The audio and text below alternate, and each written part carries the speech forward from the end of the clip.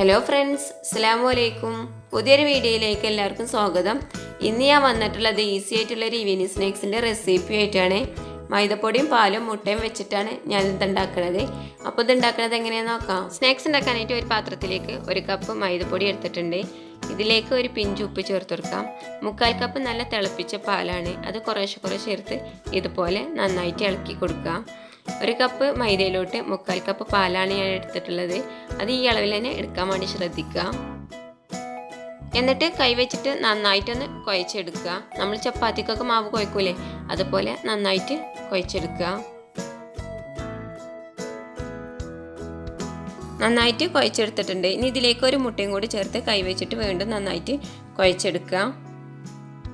നിങ്ങൾക്ക് ഇങ്ങനെ കൈവച്ചിട്ട് കുഴക്കാൻ ബുദ്ധിമുട്ടാണെങ്കിൽ മിക്സിയിലിട്ടൊന്ന് അടിച്ചെടുത്താലും മതി. മിക്സിയിലിട്ട് അടിച്ചെടുത്താൽ മിക്സിയിൽ കുറേ ഒട്ടി പിടിക്കും, അപ്പോൾ മാവ് മുഴുവനായിട്ട് നമുക്ക് കിട്ടൂല. അതിൻ്റെ പേരിലാണ് ഞാനിങ്ങനെ കൈവച്ചിട്ട് തന്നെ ചെയ്യുന്നത്. നിങ്ങൾക്ക് അതാണ് എളുപ്പമെങ്കിൽ അങ്ങനെ ചെയ്യാം. ഇനി ഇതിലേക്ക് ഫ്ലേവറിന് വേണ്ടിയിട്ട് 1 സ്പൂൺ വാനില എസൻസ് ചേർത്ത് കൊടുത്തിട്ടുണ്ട്. ഇതിന് പകരം നിങ്ങൾക്ക് ഏലക്കാപ്പൊടി ചേർത്ത് കൊടുക്കാം. മധുരത്തിന് ആവശ്യമായ 1 ടീസ്പൂൺ മിൽക്ക് മെയ്ഡ് ചേർത്ത് കൊടുത്ത് നന്നായിട്ട് ഇളക്കി കൊടുക്കുക. ഈ ഒരു പരുവത്തിലാണ് മാവ് വേണ്ടത്. കുറച്ച് സ്റ്റിക്കി ആയിരിക്കും. ഇതിനേക്കാളും ലൂസ് ആവുകയാണെന്നുണ്ടെങ്കിൽ കുറച്ചും കൂടെ മൈദപ്പൊടി ചേർത്ത് ഇതുപോലെ ഒന്ന് ആക്കിയെടുത്താൽ മതി. ഇനി ഇതൊന്ന് ഷേപ്പ് ചെയ്തെടുക്കാൻ വേണ്ടിയിട്ട് ഞാൻ മാവ് പൈപ്പിംഗ് ബാഗിലോട്ട് മാറ്റുകയാണ്. അതിന് വേണ്ടിയിട്ട് ഈ ഒരു നോസിലാണ് ഞാൻ എടുത്തിട്ടുള്ളത്. നിങ്ങളെ കയ്യിൽ പൈപ്പിംഗ് ബാഗ് ഇല്ല എന്നുണ്ടെങ്കിൽ സ്പൂൺ വെച്ചിട്ട് ചെയ്തെടുത്താലും മതി, ഷേപ്പ് മാറുന്നുള്ളൂ. ഫ്രൈ ചെയ്യാൻ വേണ്ടിയിട്ട് ഒരു പാനിൽ എണ്ണ എടുത്ത് മീഡിയം ഫ്ലെയിമിലിട്ടിട്ട് ചൂടാക്കി എടുത്തിട്ടുണ്ട്. ചൂടായ എണ്ണയിലേക്ക് പൈപ്പിംഗ് ബാഗ് ഇങ്ങനെ പ്രസ് ചെയ്തെടുക്കുമ്പോൾ നമ്മളെ മാവ് നല്ല ഷേപ്പിൽ വരും. അപ്പോൾ ഇതുപോലെ കത്രിക വെച്ചിട്ടൊന്ന് കട്ട് ചെയ്തെടുക്കാം. കുറച്ച് നീളത്തിൽ വേണം കട്ട് ചെയ്യാൻ കേട്ടോ, അപ്പോഴാണ് കാണാൻ നല്ല ഭംഗി ഉണ്ടാവുക. എണ്ണ ചൂടായാൽ ലോ ഫ്ലെയിമിൽ ഇട്ടിട്ട് വേണം ഇത് ഫ്രൈ ചെയ്യാൻ. ഒരു സ്പൂണ് വെച്ചിട്ട് ഇതിനെ തിരിച്ചു മറിച്ച് ഇട്ടെടുത്ത് ഗോൾഡൻ നിറാക്കി എടുക്കാം.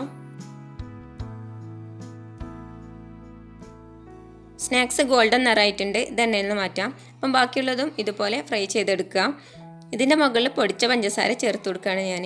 അപ്പോൾ നിങ്ങൾക്ക് ഇഷ്ടമുണ്ടെങ്കിൽ ചേർത്ത് കൊടുത്താൽ മതി, നിർബന്ധമൊന്നുമില്ല. പൊടിച്ച പഞ്ചസാരയും കൂടെ ചേർത്ത് കൊടുത്താൽ ഒന്നും കൂടെ ടേസ്റ്റി ആയിരിക്കും സ്നാക്സിന്.